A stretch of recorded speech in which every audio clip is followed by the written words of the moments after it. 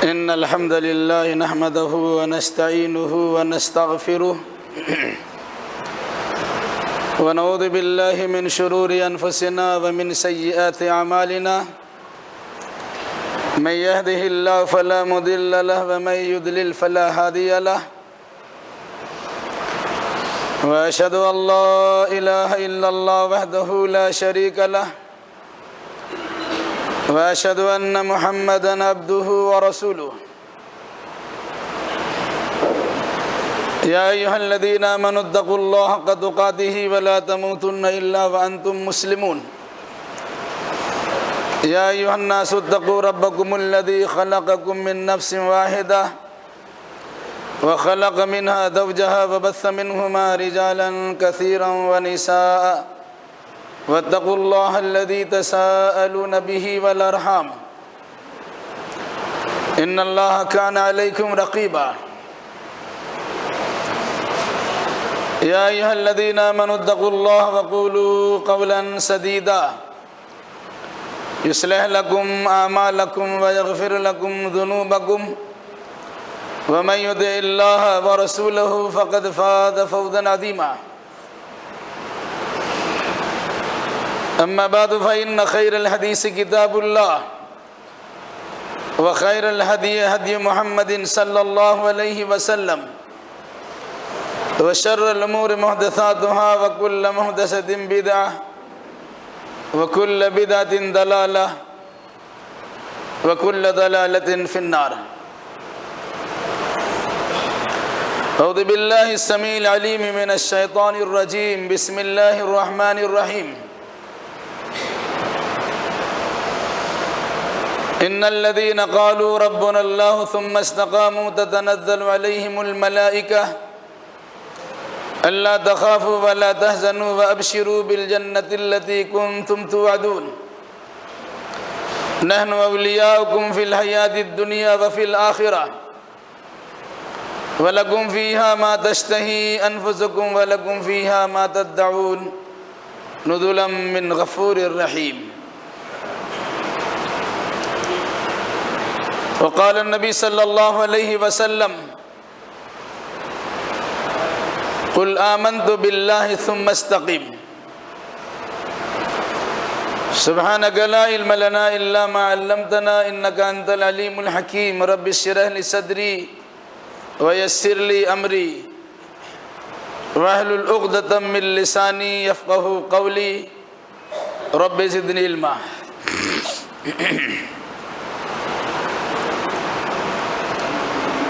ساری تعریف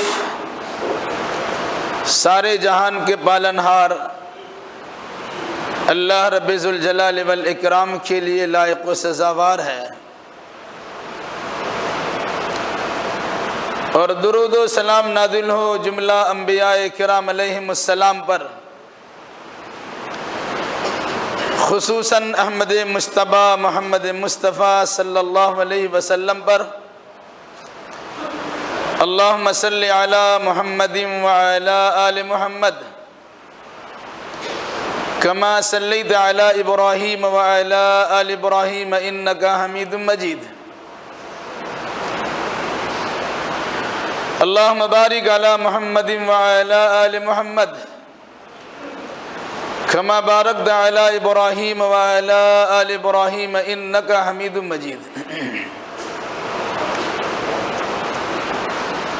بزرگوں، نوجوان ساتھیوں، پردہ نشین ماں اور بہنوں،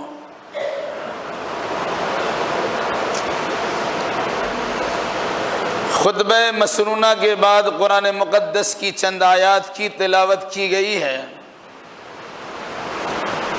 اور ساتھ ساتھ رسول اکرم صلی اللہ علیہ وسلم کی بالکل چھوٹی سی حدیث بھی پڑھی گئی ہے انشاءاللہ الرحمن انہی آیات و حدیث کی روشنی میں کچھ باتیں آپ کے سامنے رکھی جائیں گی اللہ ہمیں صحیح کہنے، صحیح سننے، صحیح سمجھنے اور صحیح باتوں پر عمل کرنے کی توفیق مرحمت فرمائے آمین ایک مرتبہ تلاوت کردہ آیات کریمہ کا ترجمہ سماعت فرما لیں۔ ان الذین قالوا ربنا اللہ ثم استقاموا، یقیناً جن لوگوں نے یہ کہا کہ اللہ ہی ہمارا رب ہے، اور پھر وہ اسی بات پر ثابت قدم رہا، تتنزل علیہم الملائکہ، تو ان کے پاس فرشتوں کا نزول ہوتا ہے۔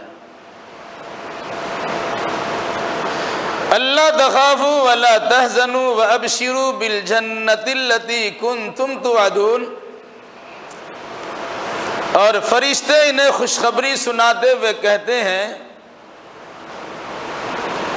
تمہیں خوف بھی نہیں کرنا ہے اور غمگین بھی نہیں ہونا ہے، بلکہ اس جنت کی خوشخبری سن کر خوش ہو جانا ہے جس کا تم سے وعدہ کیا گیا ہے۔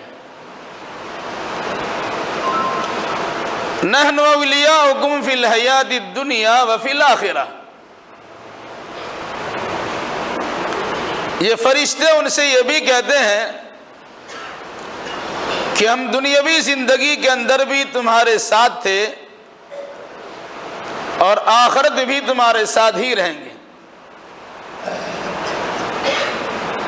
وَلَكُمْ فِيهَا مَا تَشْتَهِي أَنفُسُكُمْ وَلَكُمْ فِيهَا مَا تَدَّعُونَ، پھر جس جنت میں تمہیں داخل کیا جائے گا وہاں تمہاری خواہشات کے مطابق ساری چیزیں موجود ہوں گی، علاوہ اس کے جن چیزوں کا سوال کرو گے، اللہ سے مانگو گے، اللہ وہ ساری مراد پوری کرے گا۔ نزلا من غفور الرحیم، یہ اللہ رحم کرنے والے، بخشنے والے اللہ کی طرف سے بطور مہمان نوازی ہوگی۔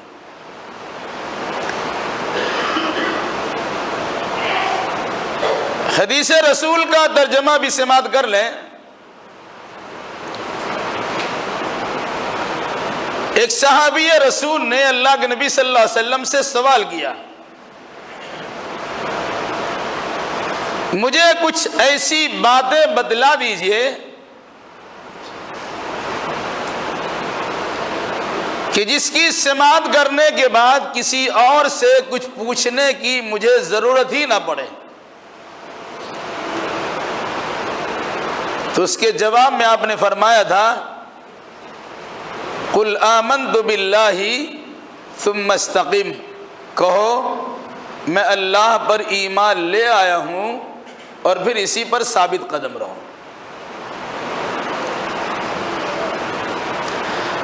آیات و حدیث میں استقامت، دین پر ثابت قدم رہنے کی تاکید بھی کی گئی ہے، اور ساتھ ساتھ اس کی فضیلت و اہمیت بھی بیان کی گئی ہے۔ استقامت کیا چیز ہے؟ استقامت کے فائدے کیا ہیں؟ اس حقیقت کو آپ اچھی طرح سمجھ لیجئے۔ اسی راہ استقامت پر چلنے کے لیے ہر مسلمان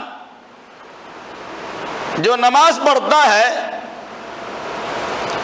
ہر نماز کی ہر رکعت میں لازمی طور سے اللہ تبارک و تعالیٰ سے استقامت کے راستے پر چلنے کی دعا اور درخواست بھی کرتا ہے۔ آپ کہتے ہیں اہدنا الصراط المستقیم، اے اللہ ہمیں صراط مستقیم پر چلا، مستقیم استقامت والا راستہ۔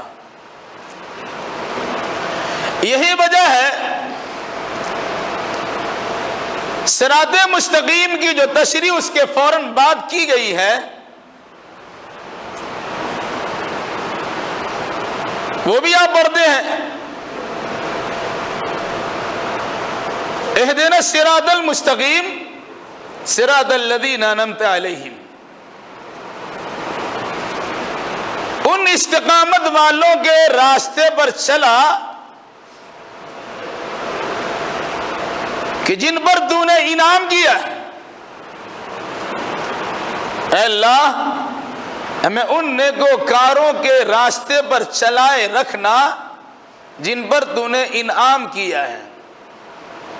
پھر اس کی تشریح کے طور پر قرآن مقدس نے دوسری جگہ پر اس طرح کہا ہے، انعم اللہ علیہم من النبیین والصدیقین والشہداء والصالحین وحسن اولئک رفیقا۔ انعام یافتہ لوگ جو صاحب استقامت تھے، جو دین پر قائم دائم رہنے کے نتیجے میں اللہ کے انعام و اکرام کے مستحق بن چکے تھے، وہ لوگ ہیں جنہیں آپ انبیاء و مرسلین کہتے ہیں، صدیقین کہتے ہیں، شہداء کہتے ہیں اور صالحین کہتے ہیں۔ گویا استقامت والا انسان نبی کے راستے پر چلنے والا ہوتا ہے، صدیق کی صداقت کا پیروکار ہوتا ہے، شہداء کی شہادت کا جانشار بھی ہوتا ہے، اور صالحین کی صالحیت پر عمل پیرا ہونے والا بھی ہوتا ہے۔ اسی راستے پر چلنے کی ایک نمازی دعا کرتا ہے، اہدنا الصراط المستقیم۔ اور قرآن نے اس طرح بیان کیا، فاستقم کما امرت۔ رسول اکرم صلی اللہ علیہ وسلم کو مخاطب کرتے ہوئے اللہ نے فرمایا، جیسے آپ کو استقامت کرنے کا، ثابت قدم رہنے کا حکم دیا گیا ہے، ویسے ہی ثابت قدم رہیے۔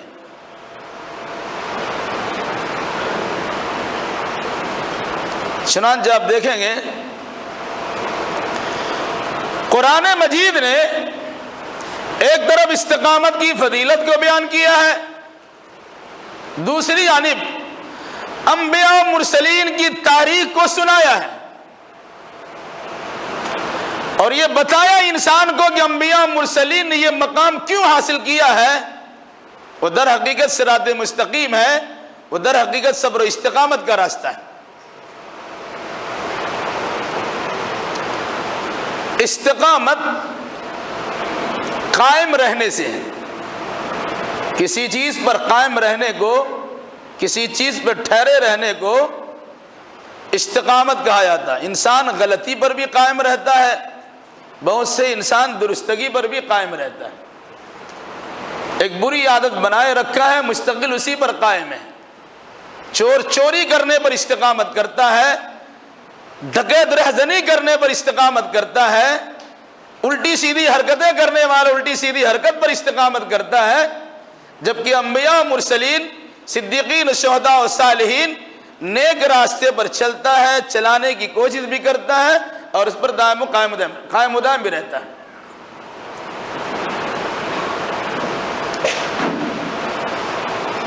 اگر کوئی انسان استقامت اپناتا ہے، صبر کیے رہتا ہے، جمے رہتا ہے، جمنا اسی وقت ہوتا ہے جب اس کی مخالفت ہوتی ہے۔ کوئی مخالفت کرنے والا نہیں، جمنا تو کوئی معنی ہی نہیں رکھتا ہے۔ آپ کو وہاں سے ہٹانا چاہے گا، آپ وہاں ثابت قدم رہیں گے، اس کا نام استقامت ہے۔ اب حق کا پرچارک بنے ہوئے ہیں، لوگ حق کے خلاف کارروائی کر رہے ہیں، وہاں جمے ہوئے ہیں، اس کا نام استقامت ہے۔ آپ عبادت و بندگی بجا لا رہے ہیں، لوگ عبادت و بندگی سے روکتے ہیں اور عبادت و بندگی پر قائم و دائم ہے، اس کا معنی استقامت، اس کا نام استقامت ہے۔ تو کچھ لوگ غلطیوں پر استقامت کیے بیٹھے ہیں اور کچھ لوگ نیکیوں پر استقامت کیے بیٹھے ہیں۔ نیکیوں پر استقامت کرنا مستحسن ہے، پسندیدہ ہے، اللہ کیا محبوب ہے اور وہی مقصود بھی ہے۔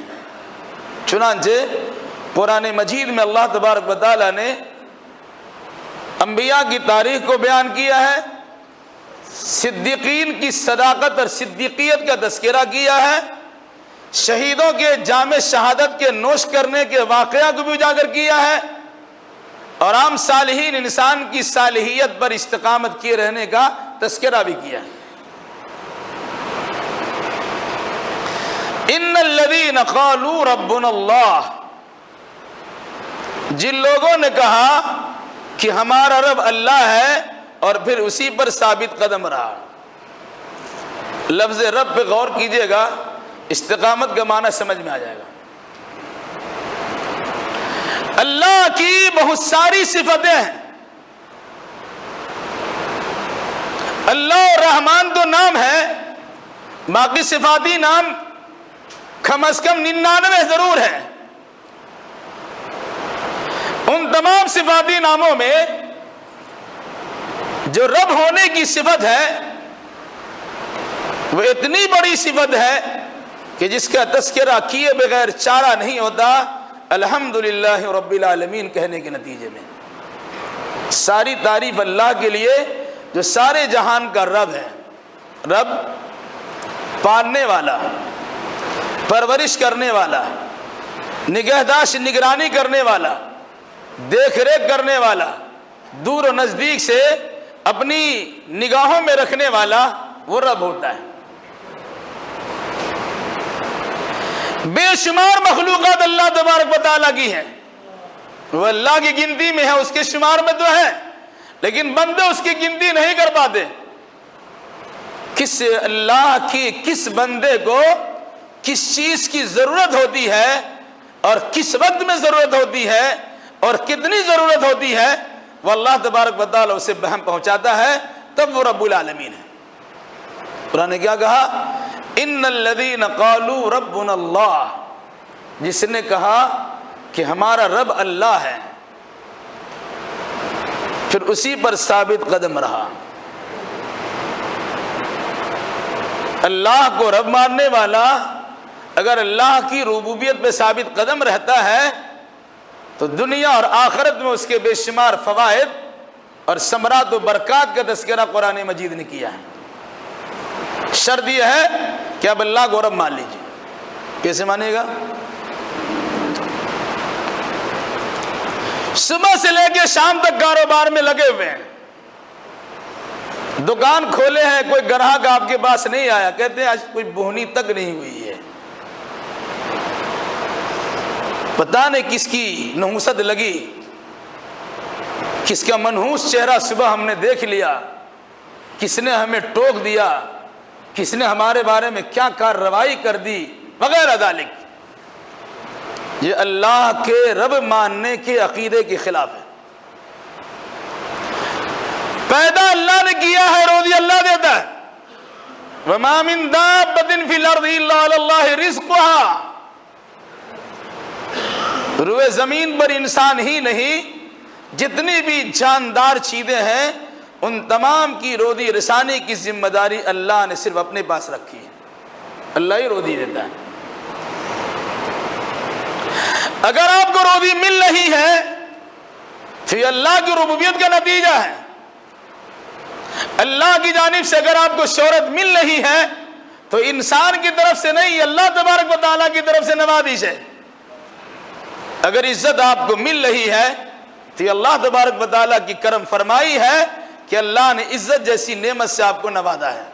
یہ سب اللہ کی صفت ربوبیت کا نتیجہ ہے، کیونکہ اللہ جانتا ہے کس بندے کو کس وقت میں کیا چیز کتنی مقدار میں ملنی چاہیے۔ ہم ناصبرہ اور بے صبرہ ہو سکتے ہیں، لیکن اللہ تبارک و تعالیٰ صبر کرنے والوں کی پاسداری کرتا ہے، اس کی نگہبانی کرتا ہے، بطور خاص اسے نوازتا بھی رہتا ہے۔ اس لیے کیا فرمایا؟ ان الذین قالوا ربنا اللہ، جس نے کہا کہ رب ہمارا اللہ ہے، ثم استقاموا، پھر اسی پر جم گیا۔ نہ کوئی روزی آپ کی چھین سکتا ہے، نہ کوئی عزت آپ کی لے سکتا ہے، نہ کوئی آپ کے خلاف کارروائی کر پاتا ہے۔ کرنے والے بہت کچھ کریں گے لیکن وہ اس میں سکسیس اور کامیاب نہیں ہو سکتا۔ کیوں؟ اگر اللہ تبارک و تعالیٰ آپ کو نوازنا چاہتا ہے، پوری دنیا مخالف ہو جائے، آپ کا ذرہ برابر بھی نقصان نہیں ہو سکتا ہے۔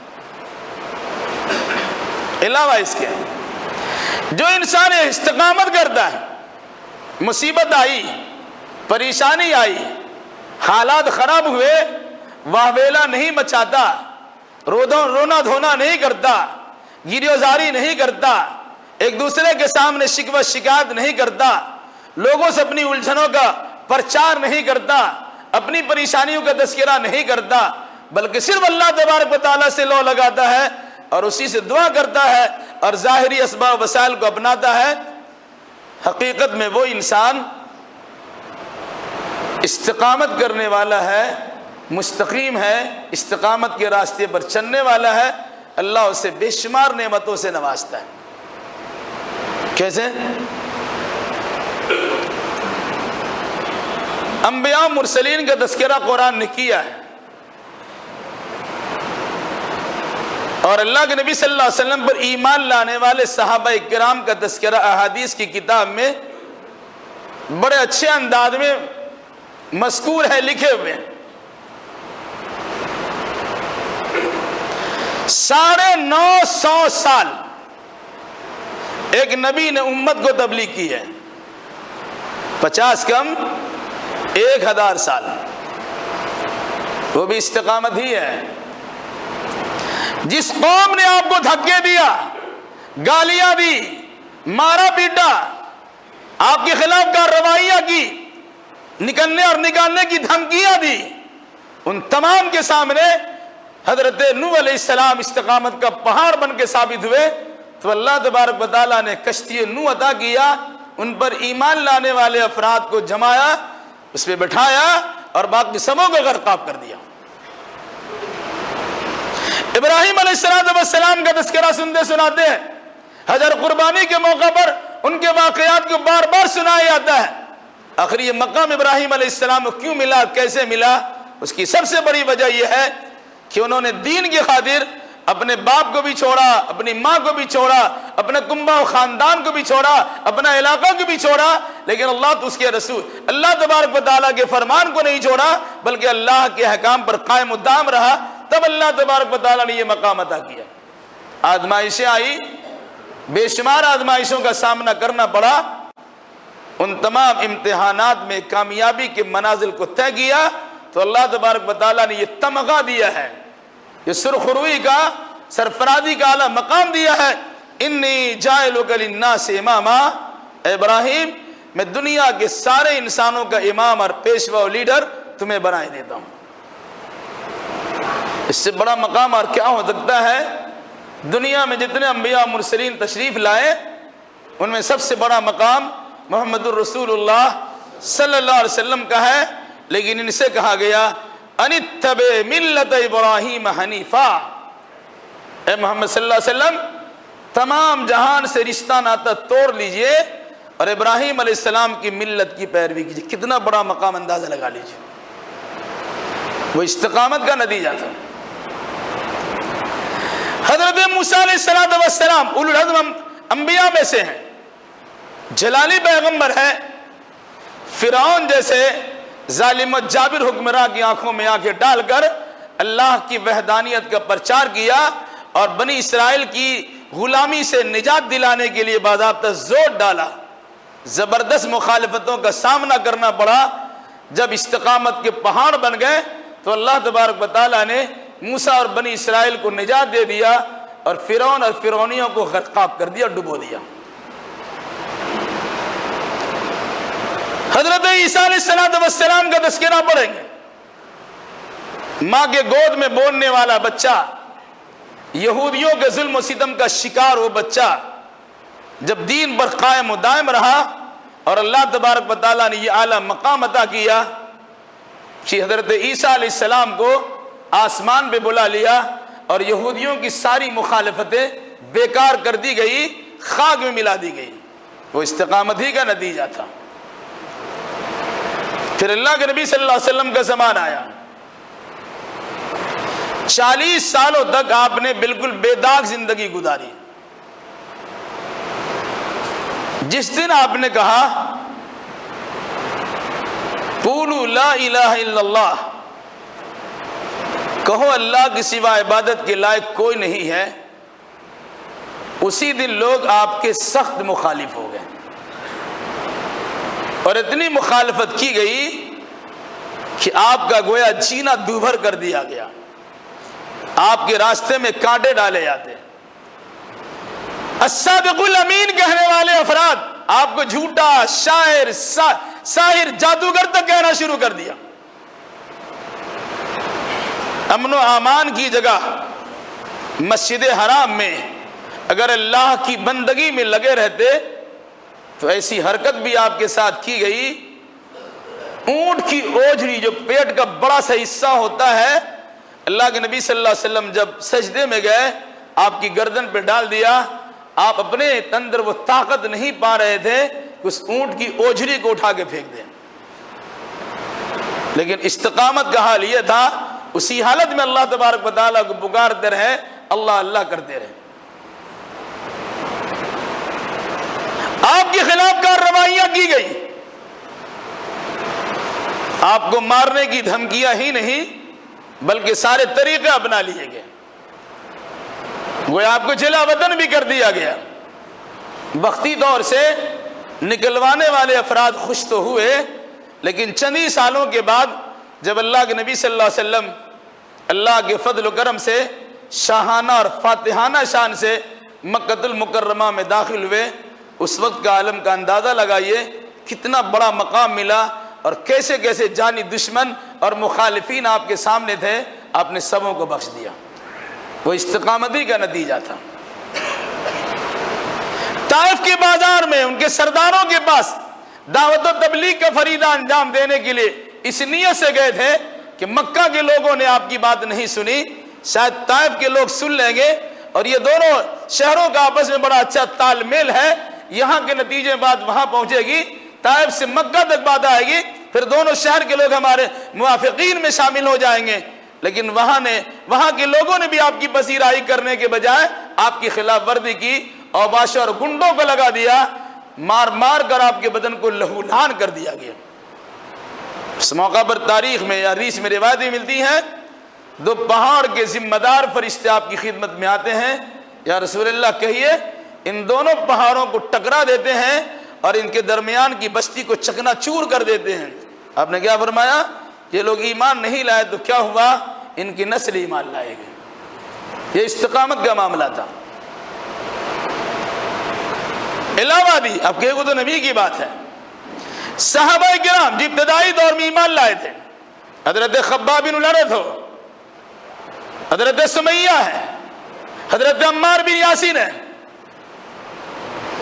حضرت بلال حبشی ہے، وغیرہ ذالک، ابتدائی دور میں غریب و نادار افراد جنہوں نے اسلام قبول کیا تھا، ان کے ساتھ جو وحشیانہ رویہ اپنایا گیا اور جو ظالمانہ حرکتیں ان کے ساتھ کی گئی، یہ انہی اسلاف کا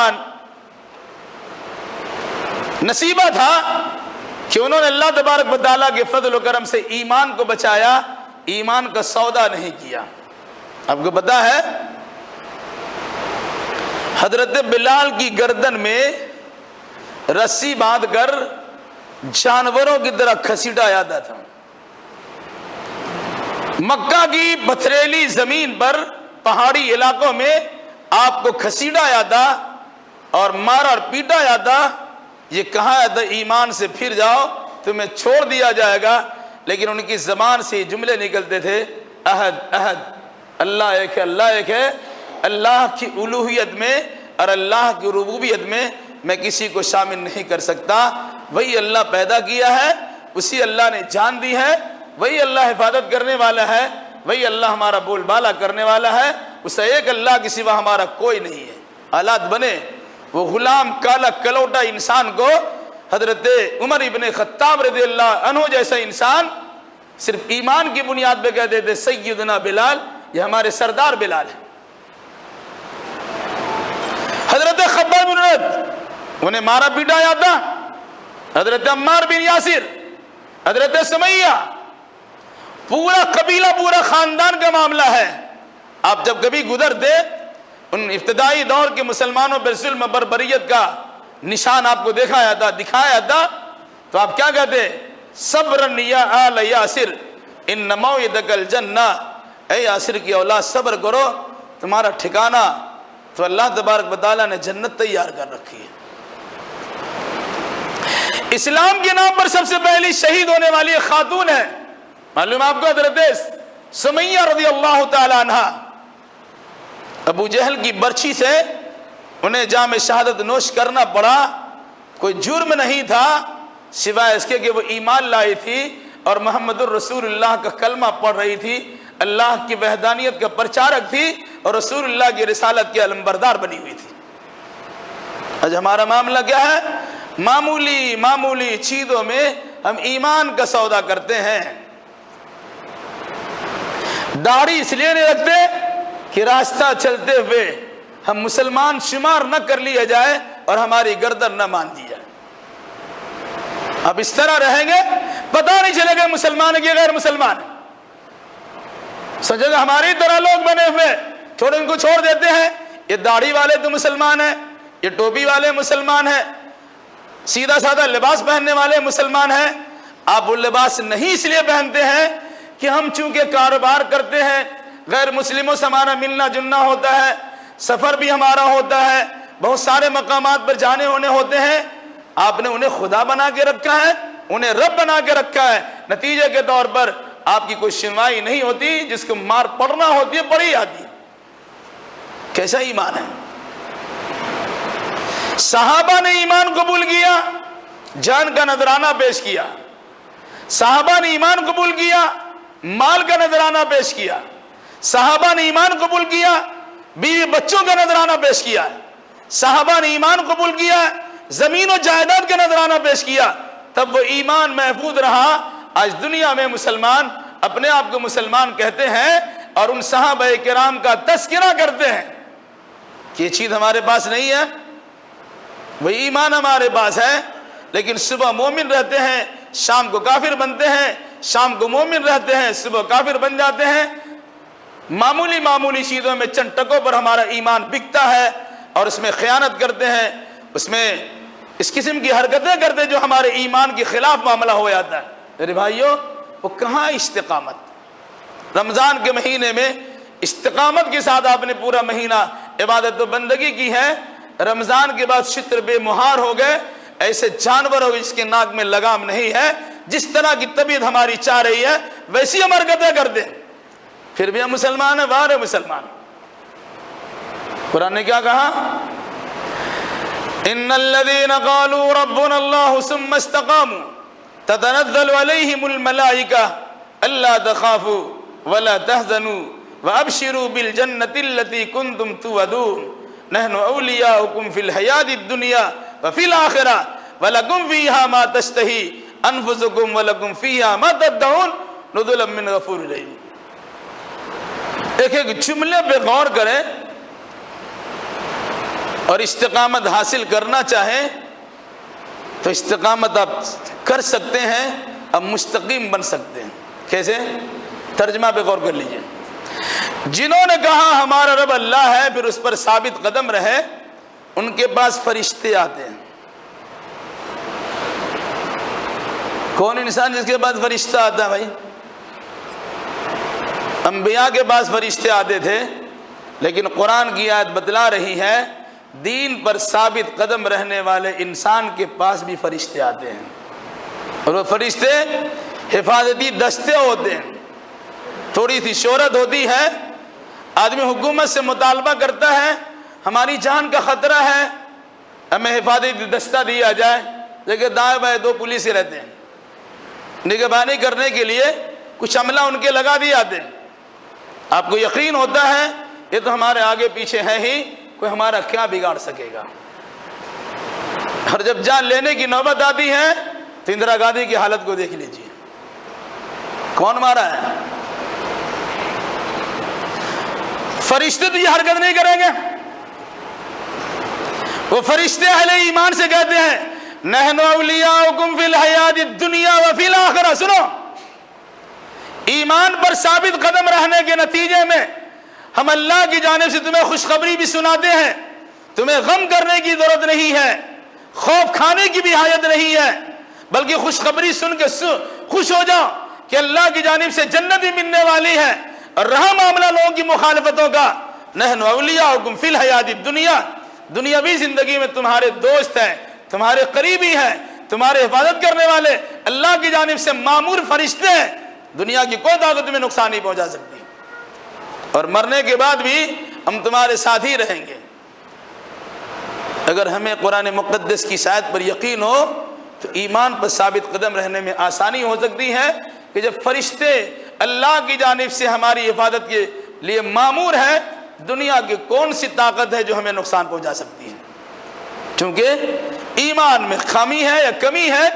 فرشتوں سے متعلق ہم سوچتے ویسے ہوگا، قرآن کی ایک داستان بیان کر دیا، کون جانتا ہے حفاظت کے طور پہ کچھ دیا ہے کہ نہیں دیا؟ یاد رکھیے گا، عقیدے کی خرابی کو دور کیجئے، قرآن کا وعدہ سچا ہے، ہمارا عقیدہ کچا ہے۔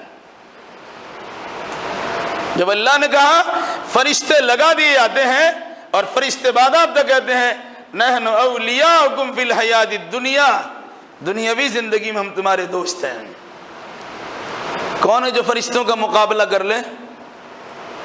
جنگ بدر میں دیکھیے، جنگ احد میں دیکھیے، تعداد مسلمانوں کی کم ہے، مقابلہ کے لیے کھڑے ہو گئے، اللہ نے فرشتوں کی تعداد بھیج دی۔ صحابہ کہتے ہیں ہم کسی پہ تلوار چلاتے، ہماری تلوار چلنے سے پہلے اس کی گردن کٹ جاتی تھی۔ کیوں؟ اللہ کی جانب سے فرشتوں کا حفاظتی دستہ اتر چکا تھا اور مسلمانوں کا کام ان فرشتوں کے ذریعے سے ہو جایا کرتا تھا۔ کیا آج نہیں ہو سکتا؟ اللہ کا پاور لیس ہو گیا، اللہ فرشتہ بھیج نہیں سکتا، فرشتوں کی طاقت ختم ہو گئی؟ نہیں، وہ سارا معاملہ ویسی کے ویسی ہے، کیونکہ قرآن قیامت تک کے لیے ہے اور سارے لوگوں سے مطالبہ وہی کرتا ہے۔ ہمارے ایمان میں خامی اور خرابی اور کوتاہی کمی آئی ہے کہ جس کے نتیجے میں ہم بھیگی بلی بنے رہتے ہیں اور لوگوں کے سامنے ہماری زبان کھلتی تک نہیں ہے، اور انسان بے شمار حرکتیں ہمارے خلاف کرتا چلا جاتا اور ہم خاموش تماشائی بنے بیٹھے رہتے ہیں۔ اگر ہم بولیں گے دھلائی ٹھکائی ہماری بھی ہو جائے گی۔ یاد رکھیے گا، ایمان کے منفی یا ایمان کی خلاف یہ حرکتیں ہماری ہوتی ہیں۔ اس لیے اگر ہم چاہتے ہیں کہ دنیا میں اور آخرت میں سرخروئی اور کامیابی و کامرانی، سرفرازی و سربلندی ہمیں حاصل ہو جائے تو ایمان، جس ایمان کا ہم نے نام لیا ہے اس ایمان پر ہمیں ثابت قدم رہنا ہوگا۔ یقیناً استقامت کے نتیجے میں اللہ اس کے رسول کی جانب سے جو مزدار خوشخبری سنائی گئی ہے، وہ ساری خوشخبریاں اپنی نگاہوں کے سامنے آپ دیکھیں گے کہ وہ پوری ہو رہی ہے، اللہ کے وعدے پورے ہو رہے ہیں۔ اللہ ہمیں اور آپ کو اور جملہ مسلمانوں کو استقامت کی دولت سے مالا مال فرمائے، اور قرآنی آیات اور فرمودات ربانی کے ساتھ ساتھ احادیث نبویہ پر صحیح معنوں میں عقیدہ عمل کی توفیق مرحمت فرمائے۔ الہی جو ہمیں بیمار ہیں انہیں شفائے کامل اور عاجل عطا فرما دیں۔ الہی جو مقروض ہیں انہیں قرضہ ادا کرنے کی سہولیات فراہم کر دیں۔ اے اللہ جو زندہ ہے انہیں صحیح اعمال کرنے کی، صحیح عقیدہ رکھنے کی توفیق عطا فرما۔ جن جن لوگوں نے دعا کی درخواست کی ہے الہی ان تمام کے جائز مراد کو پوری فرما دیں۔ جو لوگ دنیا سے جا چکے ہیں اے اللہ تو اپنے فضل و کرم سے ان کی مغفرت فرما دے، ان کے حسنات کو قبول فرما لے، ان کی سیئات کو درگزر فرما دے، ان کے گناہوں کو معاف فرما دے، ان کے پسماندگان کو صبر جمیل کی توفیق عطا فرما۔ الہی جب تک ہمیں زندہ رکھ، کتاب اللہ اور سنت رسول اللہ پر عمل کرتے زندہ رکھ، اور جب ہمارا خاتمہ ہو انہی دونوں کی ترویج و اشاعت کرتے ہمارا خاتمہ ہو۔ اقول قولی ھذا واستغفر اللہ لی ولکم ولسائر المسلمین، وآخر دعوانا ان الحمد للہ رب العالمین۔